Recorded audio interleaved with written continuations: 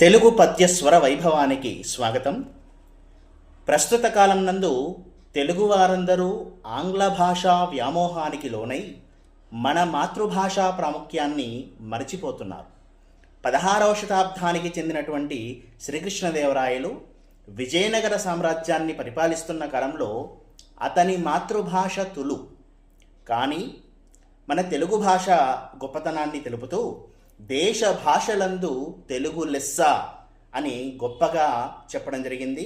మరి ప్రస్తుత కాలం నందు ఆ తెలుగు భాష దేశ భాషలందు తెలుగు లెస్ కాకుండా ఉండాలి అంటే ఇప్పటి కాలంలో కూడా తెలుగు భాషా మాధుర్యాన్ని అందరికీ పంచడానికి ఎందరో కవులు రచనలు చేస్తూనే ఉన్నారు.